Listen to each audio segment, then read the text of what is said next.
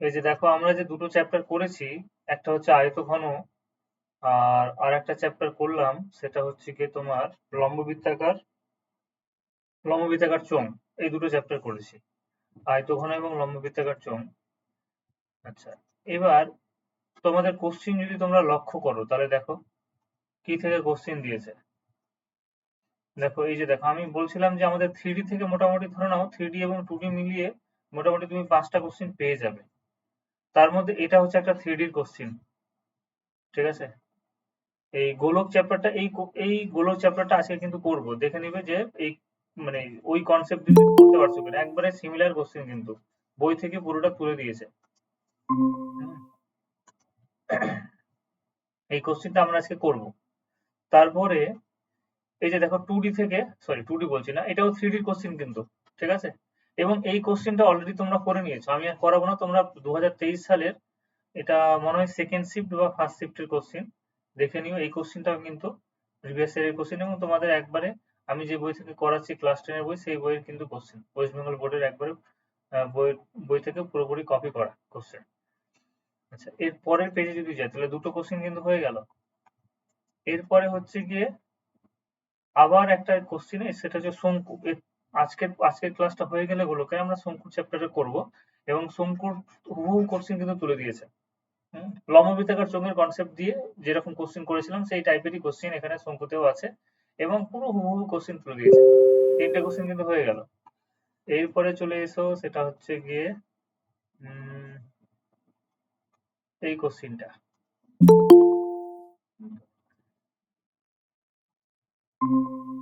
এরপরে চলে এসো এই কোশ্চেনটা, সেটা হচ্ছে গিয়ে হ্যাঁ এটা। এটা হচ্ছে টুডির কোশ্চেন। তাহলে 4টা কোশ্চেন তুমি পেয়ে যাচ্ছ, ঠিক আছে। 4টা কোশ্চেন কিন্তু পেয়ে যাচ্ছ। বাকি যেগুলো কোশ্চেন আছে এই কোশ্চেন গুলো অনলাইনের কোশ্চেন গো, এগুলো সবাই পারে, ঠিক আছে। এই যে দেখো এই কোশ্চেন গুলো তোমরা এরকম টাইপের কোশ্চেন করেছো, এগুলো পারবে করতে। এবার এখানে কিছু কোশ্চেন আছে হয়তো এই কোশ্চেন গুলো তোমাদের একটু অসুবিধা হবে, তো এটা মিডল টার্ম ফ্যাক্টর করেও করা যায়, ঠিক আছে। মিডল টার্ম ফ্যাক্টর ফ্যাক্টর থেকেও করতে পারবে, অথবা তোমাদের আমি এই চ্যাপ্টারটা দুই একটা কিছু কোশ্চেন করে দিব 8টা 10টা মতো, তাহলে দেখবে তোমরা করতে পারবে এই কোশ্চেন গুলো। সেই 9-10 এর বই থেকে কিন্তু কোশ্চেন দিচ্ছে। এক্সট্রা খুব বেশি পড়ে কিন্তু কোনো লাভ নেই, যে কটা কোশ্চেন করাবো সেই কোশ্চেন গুলো একটু বারবার প্র্যাকটিস করে মুখস্থ করে নিলেই হবে। হুম। তারপরে তোমাদের যদি time and work pipe and system যদি করে দিয়ে থাকে তাহলে পাইপ এন্ড সিস্টেমের কোশ্চেন, ঠিক আছে। হয়তো এটা পাইপ এন্ড সিস্টেমের কোশ্চেন না, তোমাকে দেখতে হবে। হ্যাঁ, পাইপ এন্ড সিস্টেমেরই কোশ্চেন, ঠিক আছে। তো কোশ্চেন গুলো খুব বেশি কঠিন কিন্তু নেই। তারপরে ধরো প্রফিট লসের কোশ্চেন তোমরা নিজেরা করো, নিজেরা করে যে কোশ্চেন গুলো বাঁচবে সেই কোশ্চেন গুলো আমাকে বলো, তাহলে আমি করে দেবো। এবার আমি যখন শেষ হয়ে যাবে তোমাদের, মানে ধরো থ্রি শেষ হয়ে গেল, তাহলে থ্রি শেষ হয়ে গেলে থ্রি ধরো 4টা না 5টা চ্যাপ্টার আছে, এই 4-5টা এবং টু 4-5টা চ্যাপ্টার আছে। যখন এই চ্যাপ্টার গুলো শেষ হয়ে যাবে তখন আমাকে কোশ্চেন করাতে ভালো লাগবে। হুম, থ্রি 4টা চ্যাপ্টার 5টা চ্যাপ্টার আছে, 5টা চ্যাপ্টার করে নি, তারপরে ওই কোশ্চেন গুলোই তোমাদের শুধু করতে হবে, এক্সট্রা কোশ্চেন করার দরকার নেই। টোটাল যে বলছিলাম যে 100টা মতো 100-150টা মতো কোশ্চেন হবে, তার বেশি আর কোশ্চেন করার দরকার নেই, তোমরা পেরে যাবে যা করছো তোমরা তো এনাফ। আচ্ছা, আজকে যে টপিকটা তোমাদের শুরু করছি সেটা হচ্ছে গিয়ে গোলক চ্যাপ্টার। হ্যাঁ,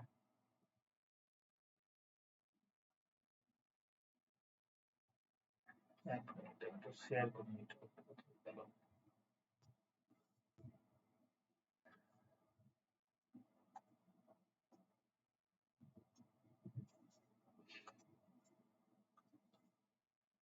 গোলক করানোর পরে তোমাদের দেখি ওই দাদা, হ্যাঁ বলো।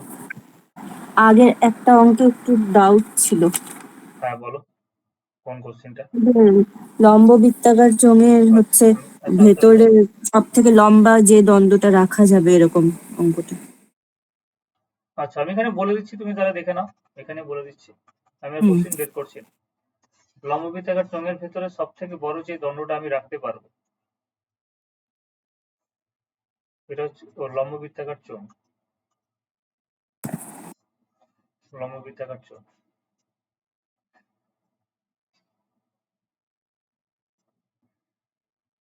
তাহলে আমরা সব থেকে বড় যে দণ্ডটা রাখতে পারবো সেটা হচ্ছে এই দণ্ডটা হবে, তাই না? কর্নার বরাবর এরকম ভাবে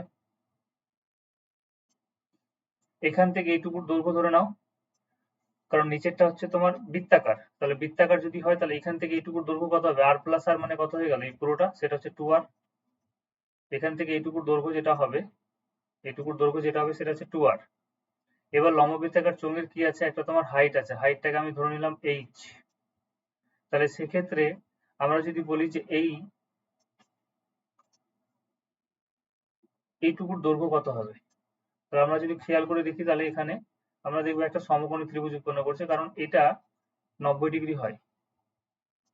এটা যদি হ্যাঁ, এই h, বাকিটা বুঝতে পেরেছি। হ্যাঁ এখানে হচ্ছে তুমি এই যে এখানে যেমন কোনাকুনি করে ইয়েটা ধরলে, হ্যাঁ হ্যাঁ হ্যাঁ তো ওখানে হচ্ছে মিডিল থেকে ছিল, মানে শুধু নিচে শুধু ব্যাসার্ধটা নিয়েছিলে। ব্যাসার্ধ 3 সেমি ছিল, 3 সেমি আচ্ছা, স্কয়ার। আমি হয়তো তোমাদের ছবিটা এরকম করে এঁকেছিলাম, হয়তো ছবিটা তোমাদের এরকম করে এঁকেছিলাম, দাঁড়াও। মানে নিচে যে গোলটা হচ্ছে বৃত্ত, হুম, ওর কেন্দ্র থেকে নিয়েছিলে। একদম, হ্যাঁ ওই একই ব্যাপার। ঠিক আছে, তুমি বাইরেরটা নাও আর ভেতর থেকে নাও, একই ব্যাপারই হবে। চলো আমরা যদি এখান থেকেই নিই, এটা হচ্ছে উচ্চতা, এটার দৈর্ঘ্য h হলে এটার দৈর্ঘ্য h হবে, এটার দৈর্ঘ্য কিন্তু h হবে। আচ্ছা, এইরকম নিয়েছিলাম।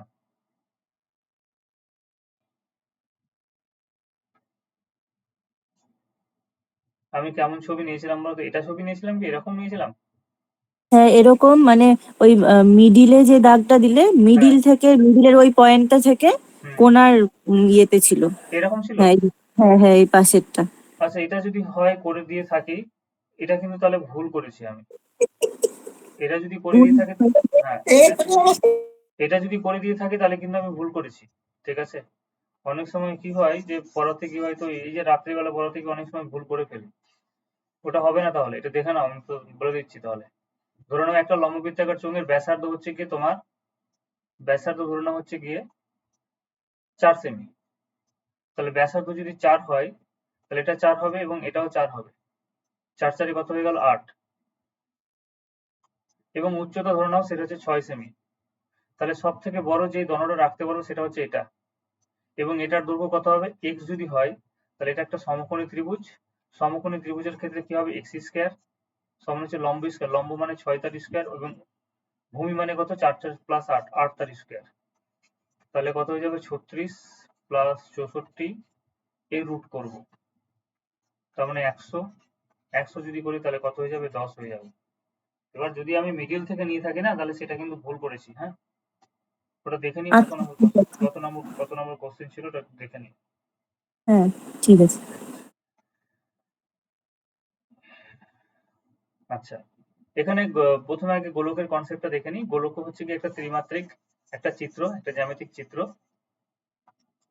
আমরা যে কমলালেবু বা তোমার যে যে কোনো বল, ভলিবল হোক অথবা ফুটবল হোক অথবা ক্রিকেট বল হোক না কেন, সব ক্ষেত্রে এগুলো হচ্ছে গোলাকার, সবই হচ্ছে গোলক।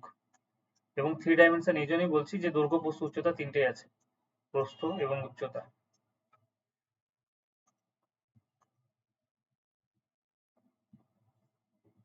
মানে এরকম ভাবে অ্যাকচুয়ালি দেখাতে গেলে এরকম ভাবে হবে, এটা হচ্ছে এক্স, এটা হচ্ছে গিয়ে তোমার ওয়াই, আর এটা হচ্ছে গিয়ে জেড। তাহলে এরকম ভাবে যদি আমরা আঁকি তাহলে একটা গোলক পাবো। এটা হচ্ছে গিয়ে একটা গোলক, ত্রিমাত্রিক একটা সজ্জা। তাহলে গোলকের কি হবে, যেরকম বৃত্তের একটা কেন্দ্র থাকে, গোলকেরও কি আছে, একটা কেন্দ্র আছে এবং ব্যাসার্ধ আছে। গোলকেরও কেন্দ্র আছে এবং কি আছে, ব্যাসার্ধ, কেন্দ্র আছে, কেন্দ্র মানে হচ্ছে ও, আর ব্যাসার্ধ মানে হচ্ছে আর। গোলকের ক্ষেত্রে আমরা যদি বলি যে গোলকের ক্ষেত্রে দেখো একটাই তল, একটাই তল পাচ্ছি না, সেটা হচ্ছে গলীয় তলটা, এটা হচ্ছে গলীয় তলটা। গোলকের ক্ষেত্রে শুধুমাত্র যদি বলি একটাই তল, এবং এই তলটার এই যে পুরো তলটা যেটা আছে সেটার ক্ষেত্রফল যদি বের করতে চাই, তাহলে আপাতত মুখস্থ রাখো, প্রমাণ করানো যায়, কিন্তু প্রমাণ আমরা এখানে করবো না, দরকার নেই। সেটা হচ্ছে কত হবে, 4πr²। তাহলে গোলকের বলবো, গোলকের একটাই তো তল, তাহলে এই তলটাকে আমরা বলবো গলীয় তল অথবা বক্রতল বলতে পারো। গোলকের বক্রতলের ক্ষেত্রফল, গোলকের বক্রতলের ক্ষেত্রফল, বক্রতলের ক্ষেত্রফল কত হবে, সেটা হচ্ছে ব্যাসার্ধ যদি আর হয় তাহলে 4πr² বর্গ একক, 4πr² বর্গ একক। সেটা হয়ে গেল।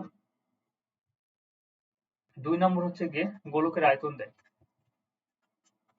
গোলকের আয়তনের সূত্র হচ্ছে গিয়ে গোলকের আয়তন, এটা মনে রাখবে যে গোলকের আয়তনের যেটা সূত্র সেটা হচ্ছে 4/3 পাই আর কিউব। তোমাদের প্রমাণ আসবে না, শুধুমাত্র কি আসবে যে সূত্র দিয়ে ডিরেক্ট তোমাদের অঙ্ক করতে হবে। গোলকের আয়তনের সূত্র হচ্ছে সেটা হচ্ছে 4/3 পাই আর কিউব বর্গ একক। যদি বলো যে কেন হচ্ছে, এগুলো প্রমাণ করা যায়, দরকার নেই। গোলকের আয়তন সেটা হচ্ছে 4/3 পাই আর কিউব। ক্লাস 9 এর 10 এর ক্ষেত্রে একটু দেখিয়ে দিই, তাহলে ওদের একটু সুবিধা হয়, কিন্তু দরকার নেই, এখানে তোমাদের একবার ডিরেক্ট মুখস্থ করো না। গোলকের আয়তন সেটা হচ্ছে 4/3 পাই আর কিউব।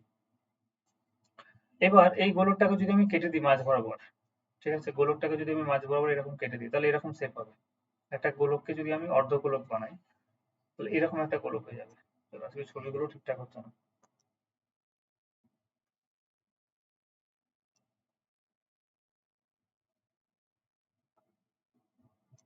এটা হয়ে গেল অর্ধগোলক। গোলকের একটা গোলকের অর্ধেক অংশ সেটা হচ্ছে অর্ধগোলক। তাহলে অর্ধগোলকের ক্ষেত্রেও কি থাকবে, ব্যাসার্ধ থাকবে আর। তাহলে আমি যদি বলি এটা হচ্ছে অর্ধগোলক, অর্ধগোলকের, তাহলে বলো তো অর্ধগোলকের বক্রতলে অর্ধগোলকের ক্ষেত্রফল কত হবে?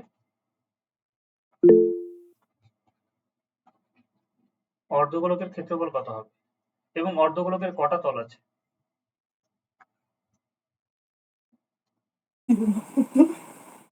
দুটো। দুটো তল। একটা হচ্ছে তোমার বক্রতল, একটা হচ্ছে সমতল। তাহলে তল হচ্ছে দুটো, এখানে তল হচ্ছে দুটো, তল দুটি। তোমাদের এগুলো কোশ্চেন তো দিবে না, তো বলে দিচ্ছি, তল হচ্ছে দুটি। একটা হচ্ছে গোলীয় তল, একটা হচ্ছে গোলীয় তল এবং আর একটা হচ্ছে গিয়ে বক্রতল। একটা গোলীয় তল, একটা বক্রতল, বেশ। এবার অর্ধগোলকের যদি আমাকে ক্ষেত্রফল বের করতে হয়, এই অর্ধগোলকটা কেমন আছে, ফাঁপা, ঠিক আছে, এটা যেটা আমরা নিয়েছি সেটা হচ্ছে ফাঁপা।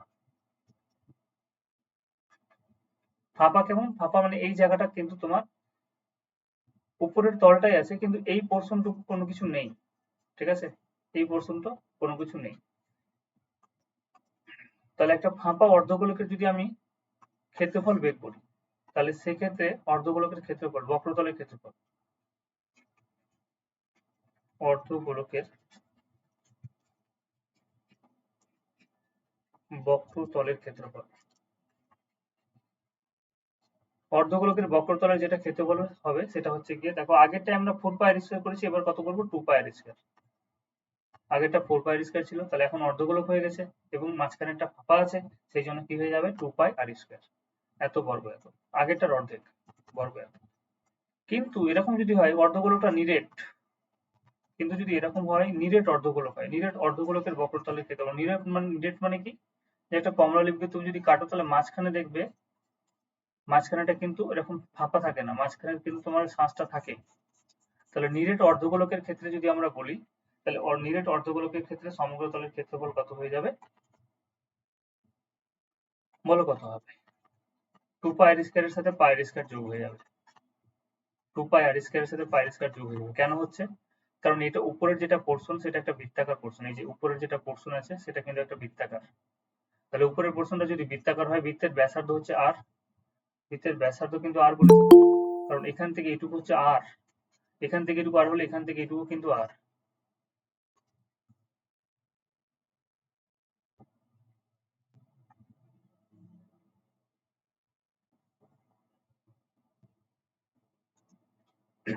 এখান থেকে এইটুকু আর। তাহলে যেহেতু এই উপরের পোর্শনটা এটা হচ্ছে বৃত্তাকার এবং বৃত্তের ক্ষেত্রফল আমরা জানি সেটা হচ্ছে পাই আর স্কয়ার হয়, আপাতত মনে রাখো, তোমাদের বৃত্তের ক্ষেত্রফল করাবো ওই চ্যাপ্টারটা। তাহলে সেক্ষেত্রে নিরেট অর্ধগোলকের বক্রতলের ক্ষেত্রফল কত হয়ে গেল, সেটা হচ্ছে গিয়ে 3 পাই আর স্কয়ার। তাহলে একটা নিরেট অর্ধগোলকের ক্ষেত্রে যদি বলি, তাহলে তল দুটো, একটা হচ্ছে গোলীয় তল, একটা হচ্ছে বক্রতল।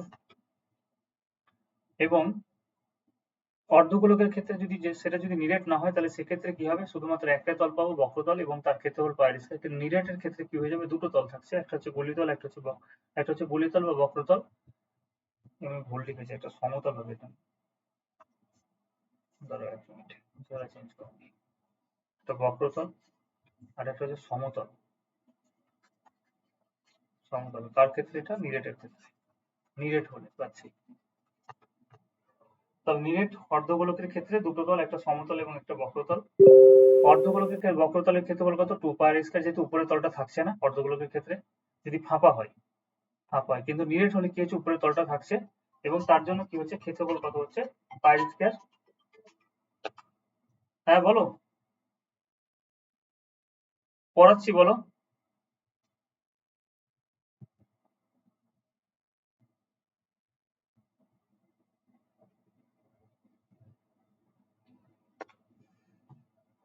তাহলে কত পেয়ে গেলাম, 3 পাই স্কয়ার বর্গ একক, 3 পাই স্কয়ার বর্গ একক। আচ্ছা এটা তো হয়ে গেল। এবার যদি আমি বলি যে অর্ধগোলকের আয়তন, আয়তন এটা নিরেট হোক অথবা ফাঁপা হোক তাতে সমস্যা নেই, কারণ ফাঁপা হলে ফাঁপা জায়গাতে তুমি কোনো জিনিস দেবে যে ওটা ভরাট হবে। তাহলে নিরেট হোক অথবা ফাঁপা হোক সেক্ষেত্রে আয়তন কত হবে, এটা আমি পাশে লিখে দিচ্ছি নিরেট। আমি আরেকবার বলে দিচ্ছি, হ্যাঁ নাহলে তোমার কনফিউজ হয়ে যাবে আবার। ফাঁপা অথবা নিরেট যাই হোক না কেন, এর আয়তন কি হয়ে যাবে, আগেরটার যেটা আয়তন ছিল, আগেরটার আয়তন কত ছিল, পুরো যদি গোলক হয় তাহলে 4/3 পাই আর কি, তাহলে তার অর্ধেক করে দাও, তাহলে অর্ধেক কত হলে কত হবে, 2/3 পাই আর কি, এত ঘন একক, 2/3 পাই আর কি, এত ঘন একক। এবার বলো এটুকুতে তোমাদের সমস্যা আছে কিনা। আমি এক গোড়া থেকে বলছি যে একটা গোলকের ক্ষেত্রে কি হবে, গোলকের ক্ষেত্রে একটাই শুধুমাত্র গলীয় তল আছে, সেই জন্য এর বক্রতলের ক্ষেত্রফল, ওটাকে আমরা বক্রতল বলবো, বক্রতলের ক্ষেত্রফল কত 4 পাই আর স্কয়ার, এটা একটা হয়ে গেল।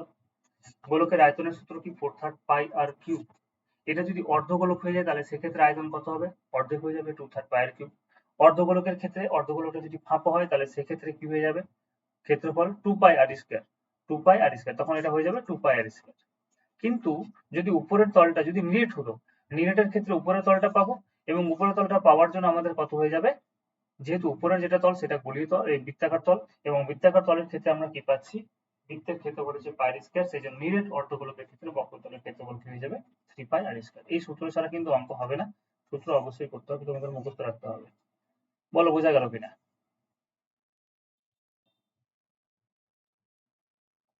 হুম। বেশ, তাহলে আমরা ডিরেক্টলি একবারে কোশ্চেনে চলে আসবো।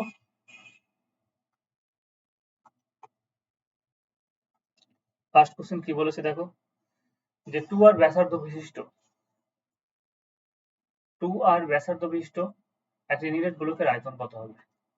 তাহলে 1 নম্বর কোশ্চেনে যদি অ্যান্সার খুঁজি, আয়তন বের করতে বলেছি, আয়তনের সূত্র হচ্ছে 4/3 পাই আর কিউব, এটা হচ্ছে সূত্র। কিন্তু একটা জিনিস দেখো, ব্যাসার্ধ আর এর জায়গাতে কত বলা আছে, ব্যাসার্ধ আর এর জায়গাতে কিন্তু অন্য কিছু বলা আছে, 2r বলা আছে, বলছে 2r একক ব্যাসার্ধ বিশিষ্ট, তাহলে আর এর জায়গাতে ওরা 2r বলেছে, তাহলে 2r লিখবো, 2r টা কিউব করে নেব। তাহলে ক্যালকুলেশন করে নাও, 4/3 পাই ইন্টু 8 আর কিউব, 8 4 কত হয়ে গেল 32,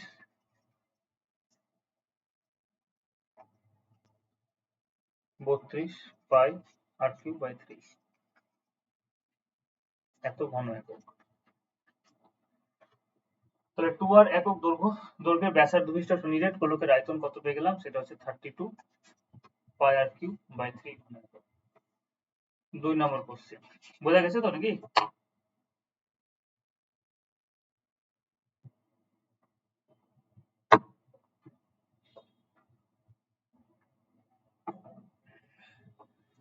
আচ্ছা, দুটি নিরেট গোলকের আয়তন এটা দিয়েছে, আমরা একটু কোশ্চেনটা দেখবো, ঠিক আছে, কোন কোশ্চেনটা দিয়েছিল তোমাদের পরীক্ষায়, 1 মিনিট। 2023,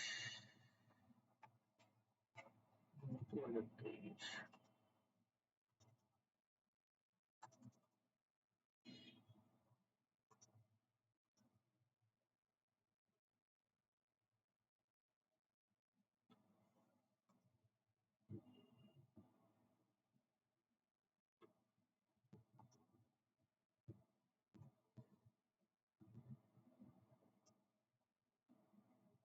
ইউভি দুটি নিরেট গোলক বি এর সমগ্রতলের ক্ষেত্রফল এর সমগ্রতলের ক্ষেত্রফলের 4 গুণ হলে ইউভি এর আয়তন নির্ণয় করতে হবে। ঠিক আছে, চলো এই কোশ্চেনটা করবো, কিন্তু আগে আমরা দেখে নিই করতে করতে এই কোশ্চেনটা পাচ্ছি কিনা, একটু অন্যভাবে দিয়েছে।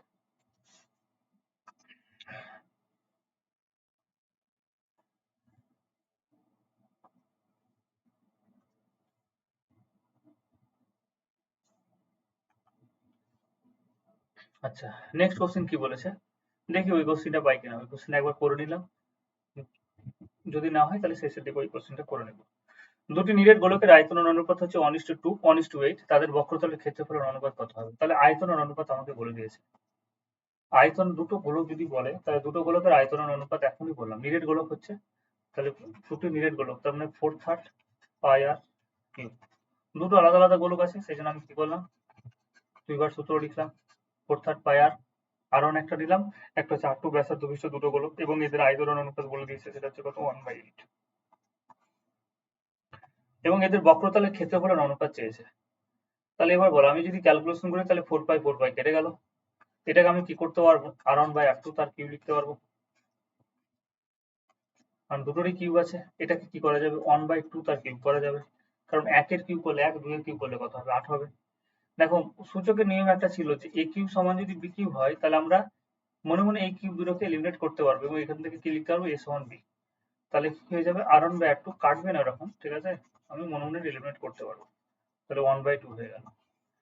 এবার এটাকে আমি কি করবো, স্কোয়ার আকারে লিখবো। তোমরা বলবে যে স্কোয়ার আকারে কেন লিখছি, কারণ আমাদের বলেছে দুটো গোলকের বক্রতলের ক্ষেত্রফলের অনুপাত। তাহলে বক্রতলের ক্ষেত্রফল করতে গেলে কি করতে হবে, এটা করতে হবে 4 পাই আর স্কোয়ার 1, 4 পাই আর স্কোয়ার 2। বক্রতলের ক্ষেত্রফলের অনুপাত করতে গেলে আমাকে এরকম ভাবে করতে হবে। তাহলে 1/2, সরি, তাহলে বক্রতলের ক্ষেত্রফলের অনুপাত করতে হলে সূত্রটা আমাকে এরকম ভাবে লিখতে হবে, সেই জন্য আমি কি করলাম, স্কোয়ার করলাম। তাহলে 1/2 তার স্কোয়ার। আচ্ছা, এটা সমান কত হয়ে গেল, 1/4। এবার মজার জিনিস হচ্ছে, তোমাকে আর 4 পাই দিয়ে গুণ করার দরকার নেই, মানে আর স্কোয়ার 1 আর নিচে কত হলো, নিচে আর স্কোয়ার 2, আর স্কোয়ার 2, এটা সমান 1/4, এবং এটাই হচ্ছে অ্যান্সার। তুমি এখানে 4 পাই দিয়ে গুণ করো না করো একই ব্যাপার, কারণ 4 পাই তো কমন আছে দুটোতে, তাহলে 4 পাই তো কেটে যাবে, লিখো না লিখো একই ব্যাপার, ঠিক আছে। তাহলে গোলকের আয়তন অনুপাত যদি এটা হয়, তাহলে বক্রতলের ক্ষেত্রফলের অনুপাত কত হচ্ছে, 1/4। এখানেও তুমি যদি উপর নিচে, এখানে গুণ করলাম মানে এখানেও গুণ করবো 4 পাই, তাহলে 4 পাই আমার গুণ করা, উপর নিচে গুণ করা না করে একই ব্যাপার, কারণ 4 পাই তো কেটেই যাবে, ঠিক আছে। বোঝা গেল, বুঝাতে পারলাম?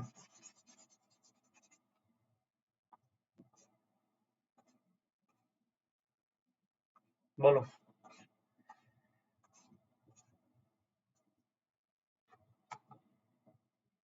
পরের কোশ্চেন করি তাহলে।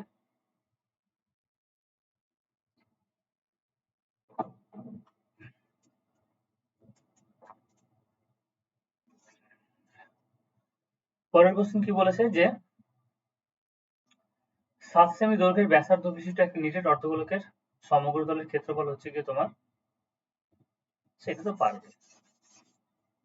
7 সেমি ব্যাসার্ধ বিশিষ্ট আছে, শুধুমাত্র সূত্র বসাতে হবে, তেমন তো কোনো কিছু নেই। তিনেরটা আমাকে বলেছে 7 সেমি ব্যাসার্ধ বিশিষ্ট একটি নিরেট অর্ধগোলকের সমগ্র তলের ক্ষেত্রফল। অর্ধগোলক বলেছে কিন্তু, খেয়ালটা এখানে রাখতে হবে। অর্ধগোলকের ক্ষেত্রফলের সূত্র কি বললাম, যে অর্ধগোলক নিরেট বলেছে, তাহলে নিরেট অর্ধগোলক বলে সেক্ষেত্রে সূত্র কি হয়ে যাবে, 3 পাই আর স্কয়ার। কিন্তু যদি ফাঁপা হতো, ফাঁপার ক্ষেত্রে 2 পাই আর স্কয়ার হতো। নিরেট অর্ধগোলক বলেছে, নিরেট মানে একটা যদি অর্ধগোলক আমি আঁকি, তাহলে এটা হচ্ছে তোমার নিরেট অর্ধগোলক, ধরে নাও এটা হচ্ছে নিরেট অর্ধগোলক, মানে এই পোর্শনটা কিন্তু তোমার ভরাট আছে, ঠিক আছে, নিরেট অর্ধগোলক এটা, এবং এই পোর্শনটা পুরোটাই ভরাট আছে। তাহলে নিরেট অর্ধগোলকের ক্ষেত্রফল কত হয়ে যাবে, 3 পাই আর স্কয়ার। তাহলে এটা যদি আমাদের মান বের করতে হয়, তাহলে আর এর জায়গাতে শুধুমাত্র 7 বসিয়ে দেবো, দিয়ে ক্যালকুলেশন করে নেবো, আর তো কোনো কিছু নেই। তাহলে 3, দেখো পাই আর মানে কত, 7, 7 এর স্কয়ার করে নাও, 3 পাই ইন্টু 49, 3 দিয়ে গুণ করো, 3 9 27, 7, 3 4 12, 2 কত 14, তাহলে 147 পাই, এত বর্গ একক। নিরেট অর্ধগোলকের সমগ্র তলের ক্ষেত্রফল আমরা পেয়ে গেলাম 147 পাই বর্গ একক। আচ্ছা, এবার কোশ্চিন, আগের কোশ্চিনটাকে একটু ঘুরিয়ে দিয়েছে। এবার কি বলেছে, বক্রতলের ক্ষেত্রফলের অনুপাত যদি এত হয়, তাহলে সেক্ষেত্রে আয়তনের অনুপাত কত হবে। বক্রতলের ক্ষেত্রফলের অনুপাত যদি এত হয়, তাহলে আয়তনের অনুপাত কত হবে। অনেকভাবে করা যায় এগুলো, এই কোশ্চেনগুলো ফার্স্ট করা যায়, কিন্তু আমরা সূত্র দিয়ে করছি। বক্রতলের ক্ষেত্রফল মানে কি, দুটো গোলক, একটা হচ্ছে 4 পাই আর স্কয়ার 1, আর একটা হচ্ছে 4 পাই আর স্কয়ার 2, 4 পাই আর স্কয়ার 2। বক্রতলের ক্ষেত্রফলের অনুপাত আমাকে বলেছে কত, 16/9। বক্রতলের ক্ষেত্রফলের অনুপাত আমাকে বলেছে 16/9।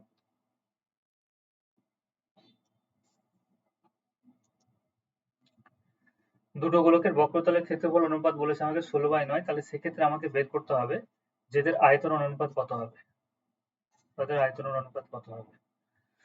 তাহলে আমরা 4 পাই কেটে দিলাম, ঠিক আছে, r1/r2 তার স্কয়ার, এখানে কত হচ্ছে 4/3 তার স্কয়ার। তাহলে আমরা কি পেয়ে যাবো এখান থেকে, সূচকের নিয়ম অনুযায়ী আমরা কি বলতে পারবো, বোথ সাইডে স্কয়ার আছে, তাহলে স্কয়ারটাকে তুমি এলিমিনেট করে বাদ দিতে পারবে। a স্কয়ার সমান যদি b স্কয়ার হয় তাহলে a সমান b লেখা যায়, ঠিক আছে, সূচকের নিয়মে। তাহলে আমরা কি পেয়ে গেলাম, r1/r2 সমান হচ্ছে 4/3। তোমার চেয়েছে আয়তনের অনুপাত, তাহলে আয়তনের অনুপাত করতে গেলে তুমি যদি গোলকের আয়তনের অনুপাত লেখো, আয়তন অনুপাতের সূত্র, তাহলে দেখবে 4/3 এরকম সূত্রটা আছে, 4/3 পাই আর কিউব। দুটো আলাদা আলাদা গোলক যদি নিই তাহলে 4/3 পাই আর কিউব হলো। তাহলে সেক্ষেত্রে আমাকে এই জায়গায় কি করতে হবে, আয়তনের অনুপাত বের করতে গেলে আমাকে কিউব করতে হবে। তাহলে কিউব যদি করো তাহলে কি হয়ে গেল, r1/r2 তার কিউব করে দিলাম, এই সাইডেও কি করে দিলাম, 4/3 তার কিউব করে দিলাম, r1 তার কিউব, r2 তার কিউব, তাহলে কত হয়ে গেল, 64 27। এবার এই সাইডে তুমি 4/3 পাই গুণ করো না করো একই ব্যাপার, 4/3 পাই গুণ করো না করো একই ব্যাপার, কারণ এই দুটো তো কেটে যাবে। তাহলে আয়তনের অনুপাত যখন আমরা করব তখন ব্যাসার্ধের কিউবের অনুপাত করলেই হয়ে যাবে। তাহলে দুটো গোলকের আয়তনের অনুপাত কত হয়ে গেল, 64/27 হচ্ছে কি অ্যান্সার।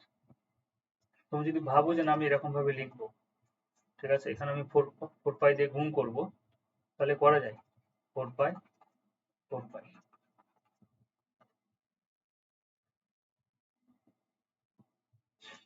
এরকম ভাবে করা যায়। 4 পাই দিয়ে গুণ করে দিলাম, তাই সূত্রে চলে এলো 4 পাই 4/3 পাই আর কিউব, এখানে কত হচ্ছে 4/3 পাই আর কিউব।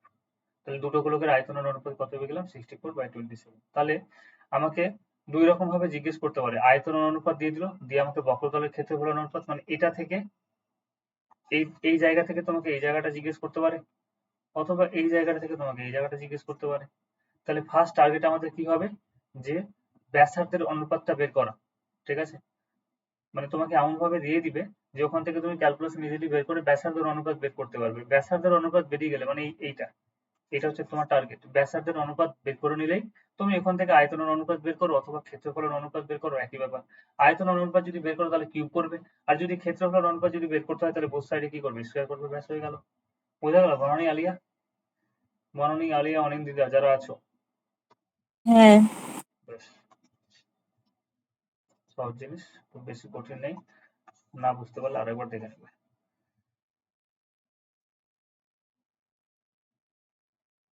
আচ্ছা, এখানে কোশ্চেনকে কি করে করেছে দেখো, পরের কোশ্চেনটা যদি আমরা বলি তাহলে বলেছে দুটি নিরেট গোলকের বক্রতলের, সরি, বলছে একটা নিরেট গোলকের বক্রতলের ক্ষেত্রফল ও 3 গুণ আয়তনের সংখ্যামান, একটি নিরেট গোলকের বক্রতলের ক্ষেত্রফল 3 গুণ আয়তনের সংখ্যামানের সমান হলে গোলকটির ব্যাসার্ধ দৈর্ঘ্য কত হবে। বলেছে একটা নিরেট গোলকের আমি বক্রতলের ক্ষেত্রফল বের করলাম, ধরে নাও নিরেট গোলকের ব্যাসার্ধ হচ্ছে গিয়ে তোমার r, তাহলে ব্যাসার্ধ যদি r হয় তাহলে বক্রতলের ক্ষেত্রফল কত হয়ে যাবে, সেটা হচ্ছে 4 পাই আর স্কয়ার। বলেছে যখন আমি বক্রতলের ক্ষেত্রফল বের করলাম এবং আয়তন বের করলাম, তাহলে দেখা যাচ্ছে নিরেট গোলকের বক্রতলের ক্ষেত্রফল ও 3 গুণ আয়তনের সংখ্যামান সমান হবে। এই কোশ্চেন একটু এরর ভাবে দেওয়া আছে। বলেছে বক্রতলের যেটা ক্ষেত্রফল, বক্রতলের ক্ষেত্রফল ও 3 গুণ আয়তনের সংখ্যামান সমান হলে আছে। বলেছে বক্রতলের ক্ষেত্রফল যেটা হচ্ছে সেটা হচ্ছে গিয়ে তোমার যেটা আয়তন বেরিয়েছে এই আয়তনের 3 গুণ সংখ্যামানের সাথে সমান। বক্রতলের যেটা ক্ষেত্রফল বের করেছে সেটা আয়তন যতটা হয়েছে এই আয়তনের 3 গুণ সংখ্যামানের এর 3 গুণের সাথে সমান। তাহলে 3 গুণের সাথে সমান যদি হয় তাহলে 3 দিয়ে আমরা কি করব, গুণ করব, ক্যালকুলেশন করে দেখো কি আসছে, 3 3 কেটে গেল, 4 4 কেটে গেল, মানে 4 পাই দুটোই কেটে যাচ্ছে। তাহলে আর স্কয়ার সমান কি হয়ে গেল, আর কিউব। এখানে আর স্কয়ার এর সাথেও যদি কাটি তাহলে এখানে একটা আর বেঁচে থাকছে, তাহলে ব্যাসার্ধ কত পেয়ে গেলাম, আর সমান হচ্ছে কি 1। তাহলে আমাদের কি হয়ে যাবে, 1 হয়ে যাবে। এখানে এরকম লিখতে হচ্ছে একটা নিরেট গোলকের বক্রতলের ক্ষেত্রফল তার 3 গুণ আয়তনের সংখ্যামানের সমান, তার 3 গুণ আয়তনের সংখ্যামানের সমান হলে গোলকটির ব্যাসার্ধের দৈর্ঘ্য কত হবে।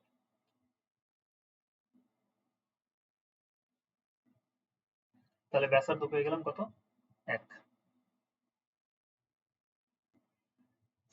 ঠিক আছে, বুঝতে পারলে?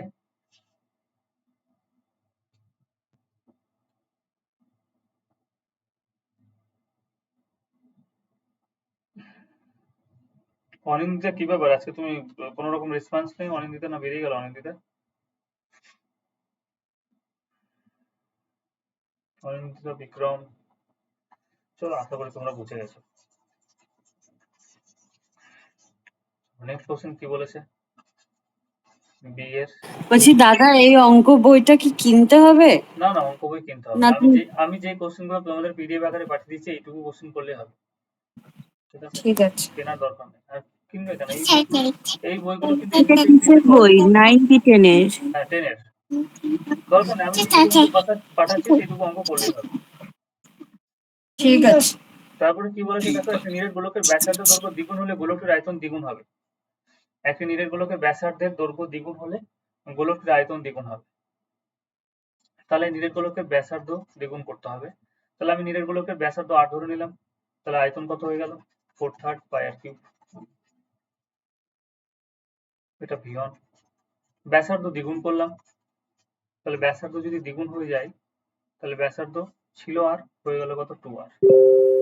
ছিল আর হয়ে গেল 2r, তার কিউব করে দিলাম। তাহলে ক্যালকুলেশন করলে আমি দেখতে পাচ্ছি যে এই যে 2 এর কিউব করছি, 2 এর কিউব করলে কত হয়ে যাবে? সব ভেঙে দিই এখানটা, একটা লাইন বেশি করি। 8 আর কিউব হচ্ছে। এই 8টাকে আমি সামনে নিয়ে চলে এলাম, দিয়ে আমি আলাদা করে 4/3 পাই আর কিউব লিখলাম। তাহলে এটা কত হয়ে গেল? 8V1। তাহলে কি পেলে? বলেছে ব্যাসার্ধ তুমি যদি দ্বিগুণ করো তাহলে আয়তন কত হবে? দ্বিগুণ হবে না আয়তন 8 গুণ হবে? আয়তন তোমার কি হয়ে যাবে? 8 গুণ হয়ে যাবে। তাহলে অ্যান্সার হয়ে যাবে 8 গুণ। আয়তন হয়ে যাবে 8 গুণ।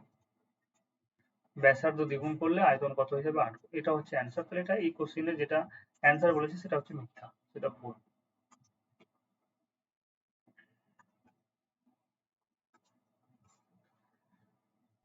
আচ্ছা, পরের কোশ্চেন কি বলেছে? দুটি অর্ধগোলকের বক্রতলের ক্ষেত্রফলের অনুপাত 4:9 হলে তাদের ব্যাসার্ধ দৈর্ঘ্যের অনুপাত কত হবে? আবার সে একই কোশ্চেন, দুটি অর্ধগোলক বলেছে। এবার অর্ধগোলকটা না আমাকে নিরেট কোনো কিছু বলে দেয়নি, তাহলে আমি নর্মাল নিব। ঠিক আছে, 2 পাই আর স্কয়ার 1, 2 পাই আর স্কয়ার 2, 4/9, 2 পাই কেটে গেল, r1/r2 তার স্কয়ার সমান হচ্ছে 2/3 তার স্কয়ার। তাহলে r1/r2 আমরা কত পেয়ে যাচ্ছি? 2/3। r1/r2 কত পেয়ে গেলাম? 2/3। তাহলে দুটি অর্ধগোলকের বক্রতলের ক্ষেত্রফলের অনুপাত 4:9 হলে তাদের ব্যাসার্ধের অনুপাত কত পেয়ে গেলাম? ব্যাসার্ধের অনুপাত 2:3। সেটাই অ্যান্সার। ব্যাসার্ধের অনুপাত হয়ে যাবে 2:3।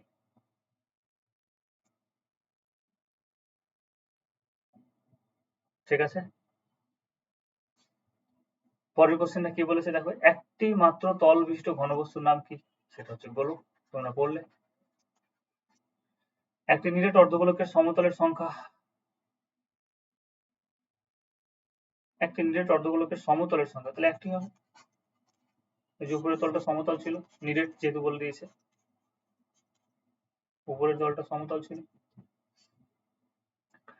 একটি নিরেট অর্ধগোলকের ব্যাসার্ধ দৈর্ঘ্য 2r, তার সমগ্রতলের ক্ষেত্রফল তাহলে কত হয়ে যাবে? সমগ্রতলের ক্ষেত্রফল ব্যাসার্ধ যদি 2r হয়ে যায়, সমগ্রতলের নিরেট অর্ধগোলক বলেছে, তাহলে অর্ধগোলকের ক্ষেত্রে সমগ্রতলের ক্ষেত্রফলের সূত্র হচ্ছে 3 পাই r স্কয়ার। আর মানে কত? ব্যাসার্ধ 2r হয়ে গেছে, তাহলে 2r টার স্কয়ার করে দেবো। তাহলে দেখো 2 এর স্কয়ার করলে কত? 4, 4 3 কত? 12, 12 পাই আর স্কয়ার। তাহলে অ্যান্সার কত হবে? 12। অর্ধগোলকের নিরেট অর্ধগোলকের সমগ্রতলের ক্ষেত্রফল 3 পাই আর স্কয়ার। তাহলে এখানে r এর জায়গাতে কত আছে? r এর জায়গাতে আছে তোমার হচ্ছে 2r। তাহলে 2r তার স্কয়ার যদি করি তাহলে 2 এর স্কয়ার 4, 4 3 কত? 12, 12 পাই আর স্কয়ার। নেক্সট কোশ্চেন কি বলেছে দেখো, আবার যে কোশ্চেনটা করলাম সেই কোশ্চেনটা এখানে আবার দিয়ে দিয়েছে। বলেছে একটা নিরেট অর্ধগোলকের আয়তন ও সমগ্রতলের, একটা নিরেট অর্ধগোলকের আয়তন ও সমগ্রতলের ক্ষেত্রফলের সংখ্যামান সমান বলেছে। ঠিক আছে, আমি করতে চাইছি।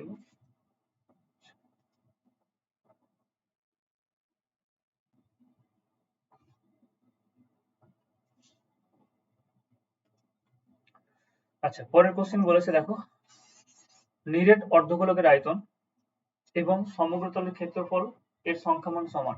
তাহলে নিরেট অর্ধগোলকের আয়তনের সূত্র কি বললাম? নিরেট অর্ধগোলকের আয়তন কত হয়ে যাবে? 2/3 পাই আর কিউব। নিরেট হোক ফাঁপা হোক অর্ধগোলকের আয়তন সবসময় একই, সেটা হচ্ছে 2/3 পাই আর কিউব। পুরো গোলকের আয়তনের অর্ধেক 2/3 পাই আর কিউব। কিন্তু শুধু নিরেট হলে সমগ্রতলের ক্ষেত্রফলটা শুধুমাত্র হচ্ছে 3 পাই আর স্কয়ার, কিন্তু নর্মাল ফাঁপা হলে 2 পাই আর স্কয়ার হচ্ছে, পুরো গোলকের অর্ধেক হয়ে যাচ্ছে। তাহলে নিরেট অর্ধগোলকের আয়তন এবং সমগ্রতলের ক্ষেত্রফল, সমগ্রতলের ক্ষেত্রফল কি? সেটা হচ্ছে গিয়ে নিরেট অর্ধগোলকের সমগ্রতলের ক্ষেত্রফলের সূত্র হচ্ছে 3 পাই আর স্কয়ার। বলছে সংখ্যামান সমান। আচ্ছা সংখ্যামান মানে তোমরা বুঝতে পারছো কিনা জানি না। নিরেট অর্ধগোলকের ধরে নাও সমগ্রতলের ক্ষেত্রফল বের করছি, সেটা হচ্ছে 25 বর্গ এককের কথা মনে বলছি, এবং নিরেট অর্ধগোলকের আয়তন বের করলাম, সেটাও 25 ঘন একক হলো। সংখ্যামান মানে কি? এই যে সংখ্যাটা সেম, একক তো আলাদা, একটা বর্গ একক, এটা হচ্ছে ঘন একক, সংখ্যামানটা সমান। তাহলে সংখ্যামান সমান হলে এখান থেকে আমরা ব্যাসার্ধ বের করতে পারবো। তাহলে ব্যাসার্ধ বের করে নাও। এখানে পাই পাই কেটে যাচ্ছে, আর কি কাটছে? এখানে দেখো আর স্কয়ার, এখানকার আর কিউ কাটলো, তাহলে কি হলো? আর। তাহলে আর সমান আমরা ফাইনালি কি পেলাম? কোন গুণ করে। আচ্ছা একটা লাইন লিখে নিই। আর এটা হয়ে গেল 2r/3, আর এটা কত হলো? 3। এরপর আর সমান কত পেয়ে গেলাম? কোন গুণ হবে, 3 3 9, আর এটা দুইটা কোথায় চলে এলো? নিচে চলে আসবে, তাহলে কত হয়ে গেল? 9/2। তাহলে অর্ধগোলকের ব্যাসার্ধ দৈর্ঘ্য কত? 9/2 লিখতে পারো, অথবা 4.5 এত একক। কোশ্চেন নাম্বার 2 কি বলেছে দেখো, 16 1 তো হয়ে গেল। 16 2 কি বলেছে? একটি নিরেট গোলকের বক্রতলের ক্ষেত্রফল একটি নিরেট লম্ববৃত্তাকার চোঙের বক্রতলের ক্ষেত্রফলের সমান। দেখো চোঙ বলে দিয়েছে। এবার একটার সাথে একটাকে কিন্তু আগের যেটা আমরা চ্যাপ্টার করেছি সেই চ্যাপ্টারটা এবার কিন্তু কাজে লাগবে। কি বলেছে? নিরেট গোলকের বক্রতলের ক্ষেত্রফল। তাহলে নিরেট একটা পুরো গোলক আছে, নিরেট গোলকের বক্রতলের ক্ষেত্রফল সূত্র হচ্ছে 4 পাই আর স্কয়ার। বক্রতলের ক্ষেত্রফল একটা নিরেট লম্ববৃত্তাকার চোঙের বক্রতলের ক্ষেত্রফলের সাথে সমান। লম্ববৃত্তাকার চোঙের বক্রতলের ক্ষেত্রফলের সংখ্যামানের সাথে সমান। আচ্ছা লম্ববৃত্তাকার চোঙের আমরা কি করেছিলাম বলো? এটা হচ্ছে লম্ববৃত্তাকার চোঙ ছিল, 2 পাই আর এইচ। হ্যাঁ 2 পাই আর এইচ। এই যে বক্রতল যেটা ছিল, এই বক্রতলের যেটা ক্ষেত্রফল বের করেছিলাম সেটা হচ্ছে 2 পাই আর এইচ। 2 পাই আর এইচ। আর কি বলেছে? বলছে চোঙটির উচ্চতা এবং ব্যাসের দৈর্ঘ্য উভয় হচ্ছে 12 সেমি। তাহলে গোলকটির ব্যাসার দৈর্ঘ্য কত হবে? বেশ, তাহলে চলো বসিয়ে দিই। এটা R1 করে দাও, এটা R2 করে দাও, H2 করে দাও, ঠিক আছে? তাহলে 4 পাই আর স্কয়ার অন 2 পাই, কারণ ব্যাসার্ধ আমাকে কি বলেছে যে ব্যাসার্ধ এরকম না যে দুটোর ব্যাসার্ধ সেম বলে দিয়েছে, উচ্চতা কোনো কিছুই বলেনি। বলেছে চোঙটির উচ্চতা এবং ব্যাসের দৈর্ঘ্য উভয় হচ্ছে 12 সেমি। উচ্চতা কত? উচ্চতা হচ্ছে কি তোমার 12, তাহলে উচ্চতা 12 বসিয়ে দিলাম। এবং ব্যাসের দৈর্ঘ্য ভালো করে লক্ষ্য করো, ব্যাসের দৈর্ঘ্য হচ্ছে 12 সেমি, তাহলে ব্যাসার্ধ কত হয়ে যাবে? 6 সেমি, নাহলে আবার ভুল করে বসে থাকবে। একটি নিরেট গোলকের বক্রতলের ক্ষেত্রফল, তাহলে নিরেট গোলকের বক্রতলের ক্ষেত্রফল সূত্র হচ্ছে 4 পাই আর স্কয়ার, তাহলে 4 পাই আর স্কয়ার বসিয়ে দিয়েছি। ব্যাস। এবার আমাকে যেটা লম্ববৃত্তাকার চোঙ বলে দিয়েছে, চোঙের আমাকে কি বলেছে? উচ্চতা হচ্ছে 12 সেমি এবং ব্যাসের দৈর্ঘ্য হচ্ছে 12 সেমি, তাহলে ব্যাসার্ধ কত হয়ে গেল? 6 সেমি হয়ে গেল। এবার আমরা জাস্ট ক্যালকুলেশন করব। তাহলে এখানে কাটো, এখানে পাই এর সাথে এখানে পাই কাটবে, এখানকার 2 এর সাথে এখানকার 4 কাটলো, 2 হলো, এখানকার 2 এর সাথে আমরা এখানে 6 কাটবো, কত হচ্ছে? 3 হচ্ছে। তাহলে আর স্কয়ার 1 সমান হচ্ছে 36। আর সমান কত হয়ে যাবে? Root over 36। রুট ওভার 36 মানে কত হয়ে গেল? 6। তাহলে আমরা পেয়ে গেলাম গোলকটির ব্যাসার্ধ দৈর্ঘ্য কত? তাহলে গোলকটির ব্যাসার্ধ দৈর্ঘ্য হচ্ছে 6 সেমি। পরের কোশ্চেন দেখি। একটি নিরেট অর্ধগোলকের, বোঝা যাচ্ছে তো নাকি? বোঝা যাচ্ছে না যাচ্ছে না?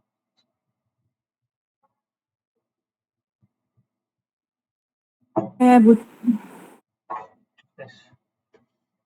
তোমাদের ক্লাসটা না সপ্তাহে 3 দিন করতে হবে, নাহলে সিলেবাস শেষ করা যাবে না।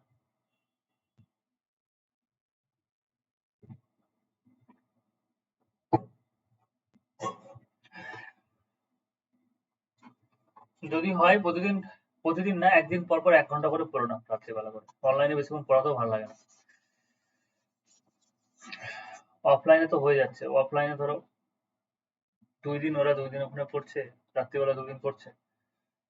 এবার অনলাইনে তাহলে তোমাদের সোমবার, বুধবার, শুক্রবার, রবিবার এরকম করে পড়তে হবে। অনেক আছে, সিলেবাসে তো শেষ নেই। কি বলেছে দেখো, Monday, Wednesday, Friday and Sunday, 4টা দিন করো, 1 ঘন্টা 1.5 ঘন্টা করে যতক্ষণ হয়। ক্লাসটা 8টা থেকে করলে সুবিধা হবে আমার। 8টা থেকে করতে পারবে? আমার তো হয়ে যাবে, ওরই একটু সমস্যা। আমার হ্যাঁ, ঠিক আছে, 8টা থেকে করি দাও তাহলে, 8টা বা 8:30 এরকম। হুম, ঠিক আছে। সবার সুবিধা হলে হলো। তোমাদের দেখো, তোমরা বায়োলজি কিন্তু পড়তে থাকো, ঠিক আছে? বায়োলজিতে শুধু হুম। তোমরা কতবার বইটা পড়ছো তার উপরেই কিন্তু নির্ভর। ফিজিক্স, কেমিস্ট্রি, তোমার ফিজিক্সটা অসুবিধা হবে, কেমিস্ট্রিও খুব বেশি জিনিস নেই।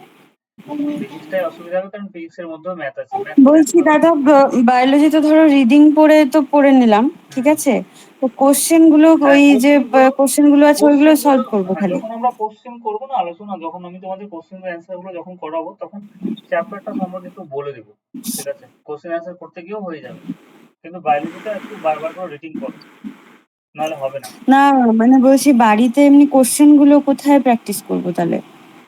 মানে ধরো শুধুই পড়লাম, শোনো, আর কি কোশ্চেন আছে না বুঝলে তোমাদের একটু মুশকিল চ্যাপ্টারের হয়। শেষের দিকে দেখবে, নতুন বই যদি তোমরা কিনে কিনে থাকো, চ্যাপ্টারের শেষে দেখবে হ্যাঁ, প্রথম চ্যাপ্টারে 150টা মতো কোশ্চেন আছে। হ্যাঁ, এমসিকিউ। ওইটাই বলছি যে ওইগুলো করলেই হবে। হ্যাঁ, এই কোশ্চেন গুলো তোমাদের করলেই হবে। এছাড়া এছাড়া আমার কাছে আরেকটা বই আছে, আমি সেই বই থেকে তোমাদের চ্যাপ্টার ওয়াইজ তাহলে কোশ্চেন দিয়ে দেবো, হ্যাঁ, ঠিক আছে? ওইটাই বলছি, হ্যাঁ চ্যাপ্টার ওয়াইজ দিও। চ্যাপ্টার ওয়াইজ চ্যাপ্টার ওয়াইজই প্রথমে দিও। প্রথমে হ্যাঁ, গিয়ে বই কোশ্চেন গুলোকে ভালো করে করো, ঠিক আছে? হুম, সেটা ঠিক আছে। ফিজিক্স হোক অথবা কেমিস্ট্রি হোক অথবা যাই হোক না কেন, আগে বইয়ের কোশ্চেন গুলোকে করো। তোমাদের সিলেবাসে, কারণ 9-10 এর সিলেবাস লেখা আছে, তো অতএব 9-10 এর বই থেকেই কপি করবে। ঠিক আছে। চলো, পরের কোশ্চেন কি বলেছে দেখো, যতটা পারো পড়ো একবারে, 6 ঘন্টা 7 ঘন্টা করে বইগুলোকে রিডিং করে করে শেষ করো, নাহলে হবে না, পারা যাবে না। 70-80 তোলা অতটাও কিন্তু সহজ নয়। এবার যারা এসসি আছে তাদের ক্ষেত্রে অন্য ব্যাপার, তাদের ক্ষেত্রে হয়তো 10-12 নম্বর কমবে। তারপরে তো আবার করাপশন ঢুকে গেছে না, নাহলে 115 নম্বরের পরীক্ষায় খুব বেশি হলে 50-60 পেলেই কিন্তু চাকরি পাওয়া যেত, 50% পেলেই কিন্তু চাকরি পাওয়া যেত। কম্পিটিশন কম, তো শুধু মেয়েরা পরীক্ষা দিচ্ছে, ছেলেদের সিট কম।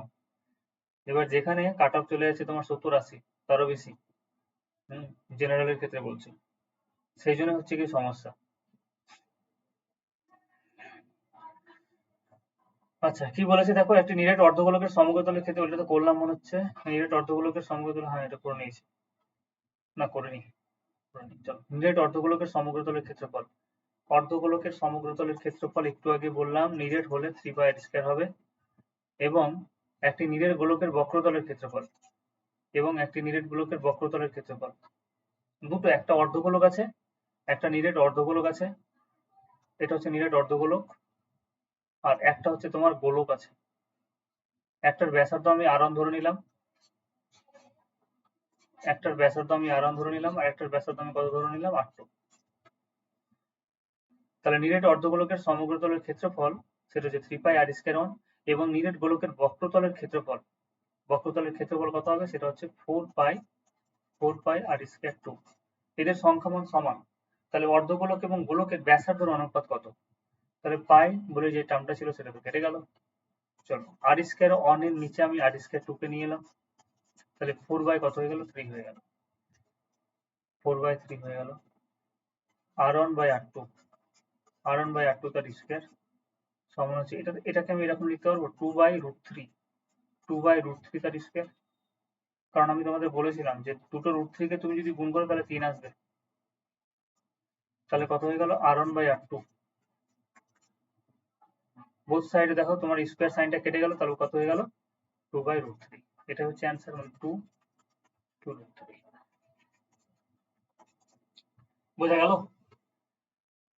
একটি নিরেট অর্ধগোলক ছিল, অর্ধগোলক হচ্ছে এটা, আর একটা তোমার গোলক ছিল, এর ব্যাসার্ধ r2 ধরে নিয়েছি, আর এর ব্যাসার্ধ কত হয়ে গেল, r1 ধরে নিয়েছি। এখান থেকে 2 করলে কত হবে, r1 হবে। এবার জাস্ট সূত্র ইউজ করলাম, সূত্র ইউজ করে দুটো, একটা অর্ধগোলক এবং গোলকের, আমরা ব্যাসার্ধের অনুপাত পেয়ে গেলাম।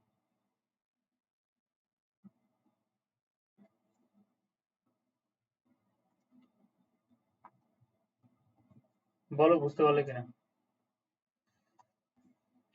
হ্যাঁ। আচ্ছা, পরের কোশ্চেনটা কি বলেছে? পরের কোশ্চেনটা আমাদের বলেছে যে একটি নিরেট গোলকের বক্রতলের ক্ষেত্রফল হচ্ছে s এবং আয়তন হচ্ছে v। তাহলে s কিউ বাই ভি স্কয়ারের ভ্যালু বের করতে বলেছে। s কিউ বাই ভি তার স্কয়ার। একটি নিরেট গোলকের বক্রতলের ক্ষেত্রফল হচ্ছে s। তাহলে নিরেট গোলকের বক্রতলের ক্ষেত্রফল আমরা যদি বলি, তাহলে বক্রতলের ক্ষেত্রফল কত হয় নিরেট গোলকের? সেটা হচ্ছে 3 পাই আর স্কয়ার। ও আচ্ছা, শুধুমাত্র একটা গোলকের ক্ষেত্রেই বলেছে।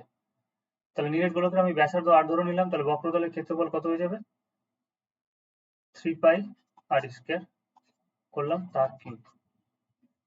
আর আয়তন হচ্ছে কি কত? 2/3 পাই আর কিউব তার স্কয়ার। তাহলে আমাকে এস কিউ বাই ভি আর চেয়েছে না? তাহলে এস মানে কত? এস মানে হচ্ছে বক্রতলের ক্ষেত্রফল। সরি, এস মানে হচ্ছে গিয়ে নিরেট গোলকের, সরি নিরেট গোলক বলেছে, বক্রতলের ক্ষেত্রফল চেয়েছে, সমগ্রতল তো বলেনি গো।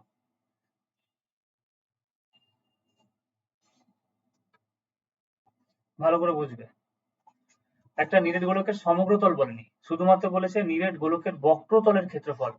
তাহলে একটা নিরেট গোলক যদি নিরেট হয়, সমগ্রতল যদি বলতো, তাহলে সেক্ষেত্রে কি আসতো? এটা উপরেরটাও আসতো, উপরের পোর্শনটার ক্ষেত্রফল আমরা নিতাম এবং পুরোটার ক্ষেত্রফল কত হচ্ছে? 3 পাই আর স্কয়ার হচ্ছে। কিন্তু যদি বক্রতল বলে, তাহলে শুধুমাত্র এই তলটা, এই তলটা, এই তলটার ক্ষেত্রফল কত আসবে? সেটা হচ্ছে 2 পাই আর স্কয়ার। তাহলে এখানে কত লিখবো? সেটা হচ্ছে 2 পাই আর স্কয়ার এবং তার কি হয়ে যাবে? কিউব হয়ে যাবে, কারণ S Q by V square চেয়েছে। এবং নিরেট গোলকের নিরেট অর্ধগোলকের ক্ষেত্রফল তো কত হবে? সেটা হচ্ছে 2/3 পাই আর কিউব। এবার ক্যালকুলেশন করে নাও। তাহলে ক্যালকুলেশন গুলো কত হয়ে যাবে? 2 এর কিউব মানে কত? 8 হয়ে গেল। 2 এর কিউব মানে 8 হয়ে গেল। পাই তার কিউব হয়ে গেল। আচ্ছা, পাই তার কিউব হয়ে গেল। তারপরে হচ্ছে 8 টু দি পাওয়ার কত? 6। কারণ 2 এর সাথে 3 কি হয়ে যাবে? পাওয়ার গুলো গুণ হয়ে যাবে। পরেরটা দেখো কত হচ্ছে? 2 এর পাওয়ার স্কয়ার আছে, তাহলে 4 হয়ে গেল। এখানে পাই তার স্কয়ার হয়ে গেল। 8 টু দি পাওয়ার কত? 6 হলো। আর নিচে কত হচ্ছে? 3। তাহলে 3 এর স্কয়ার কত? 9। নিচে 3 আছে, তাহলে 3 এর স্কয়ার কত হয়ে গেল? 9 হয়ে গেল। তাহলে কি কি কাটছে দেখো এখানে? 8 to the power 6, 8 to the পাওয়ার 6 তো কেটে গেল। পাই স্কয়ারের সাথে পাই কিউব কাটবে এবং কত আসবে? পাই আসবে শুধু। 4 এর সাথে এটা কাটলো, কত হয়ে গেল? 2। এই নিচের 9টা উপরে যাবে, তাহলে কত হয়ে যাবে? 18 পাই। নিচের 9টা উপরে যাবে, তাহলে কত হয়ে গেল? 18 পাই। বোঝা গেল এটা? বলো।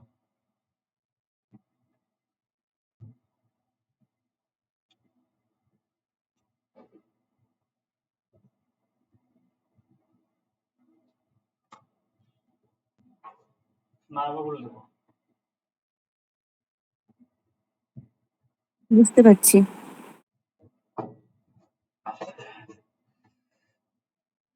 চলো পরের কোশ্চেনটা আমরা এবি রুল দিয়ে করে নিব।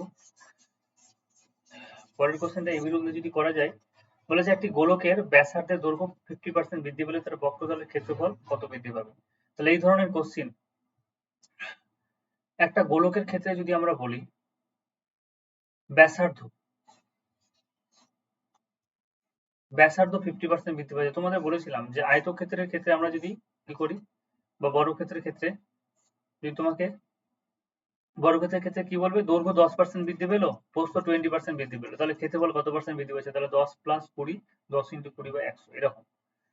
তাহলে গোল যদি যদি আমাকে বলতো কিসের ক্ষেত্রে এটা জানো?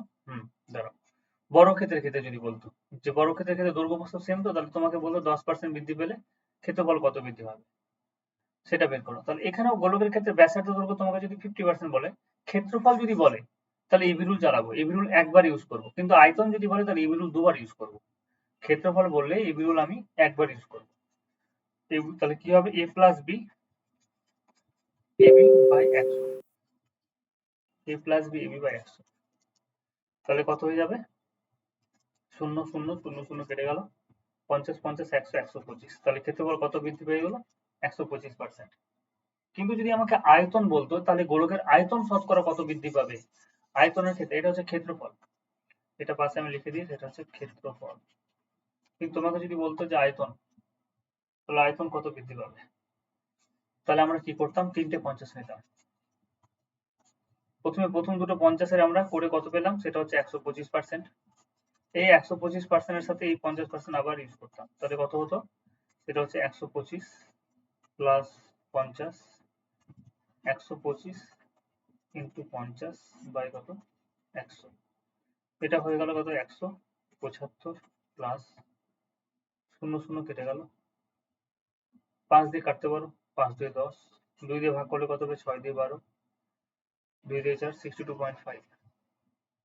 যোগ করলে কত হচ্ছে, 0.5 বাইরে বসে যাবে, 5 আর 2 কত, 7, 7 6 13, 3, 1 237.5।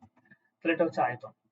আয়তনের ক্ষেত্রে আমরা দুইবার এই রুল ইউজ করবো, প্রথমে প্রথম দুটো নিব এবং তারপরে পরের যেটা পেলাম প্রথম দুটো থেকে তার সাথে পরেরটা নিয়ে নিব। তাহলে আয়তন হচ্ছে 237.5%, কিন্তু ক্ষেত্রফল কত হবে, 125%। আমরা নর্মাল মেথডেও করতে পারবো, কিন্তু নর্মাল মেথডে করবো না, টাইমটা তোমার বেশি সময় লেগে যাবে। বেশ, তোমাদের তাহলে গোল চ্যাপ্টার কমপ্লিট। আচ্ছা, তোমাদের একটা কোশ্চেন, এই কোশ্চেনটা করা যাক, কি বলেছে দেখি। 2023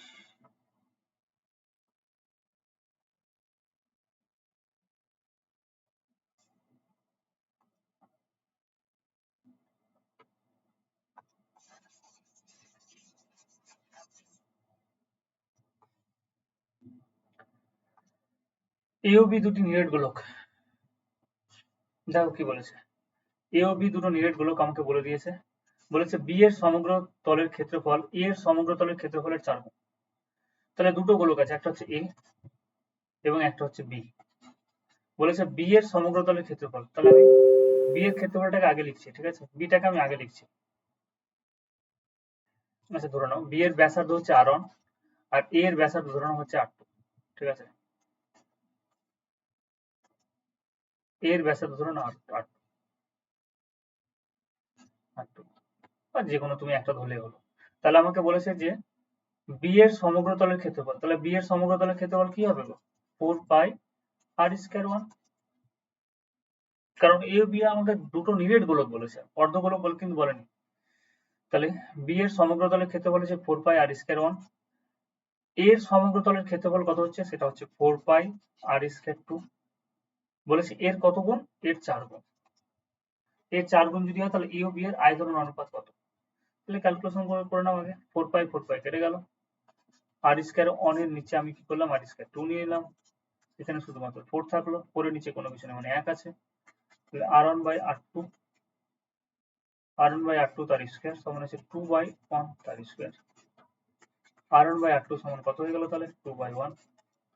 তাহলে যদি আয়তন বের করতে হয়, তাহলে আয়তনের ক্ষেত্রে তোমাকে কি বললাম, যে প্রথমে তো r1 বাই r2 বের করবো, আয়তন বের করতে হলে যাই বের করতে গেলে আমাকে ব্যাসার্ধ অনুপাত আগে আমাকে বের করতে হবে।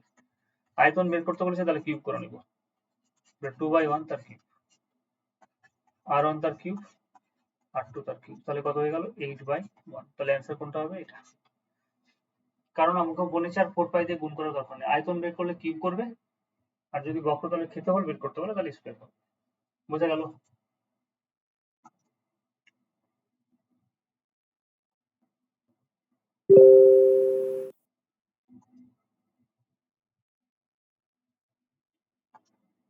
বলো, অনলাইনে যারা আছে বলো।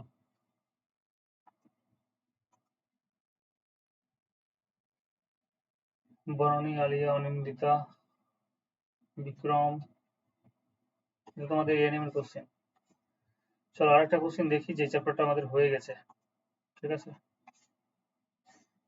2 cubes, বলছে 2 cubes of a 4 semi are placed side by side to form a rectangular cube. What is the length of the diagram of this larger rectangular cube? দুটো কিউবকে কি করা আছে, 4 সেমি দৈর্ঘ্যের ব্যাসার্ধ বিশিষ্ট।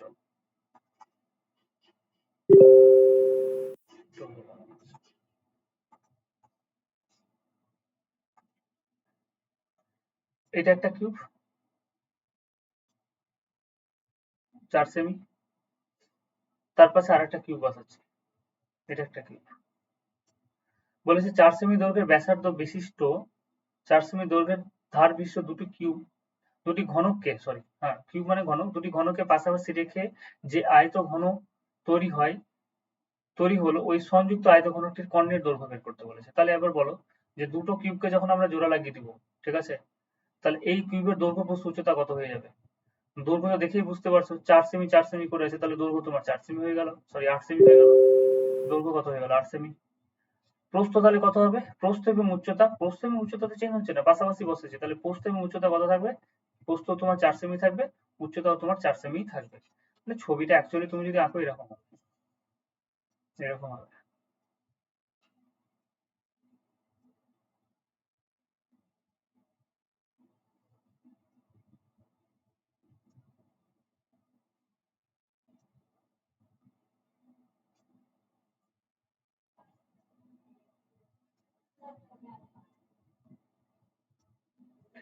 এই হচ্ছে দুটো কিউব।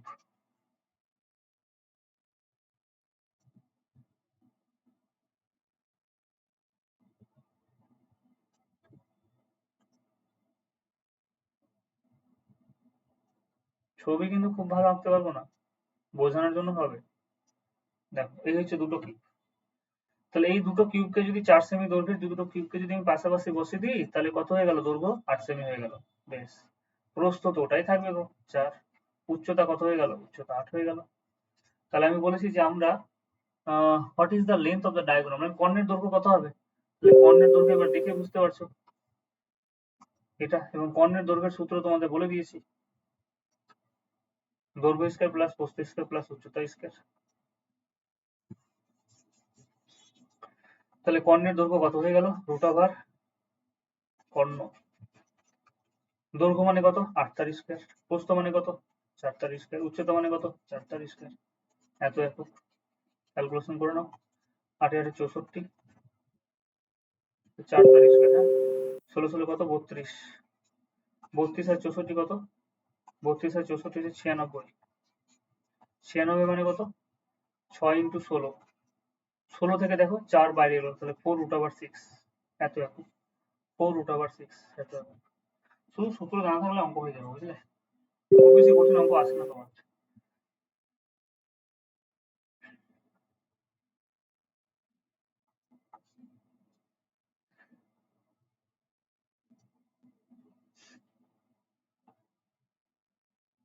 আচ্ছা, এবার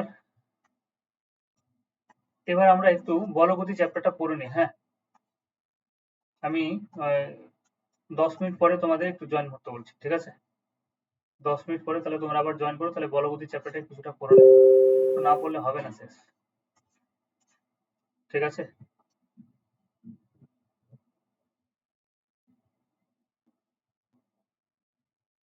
কি বলো বনানী, আলিয়া, বিক্রম?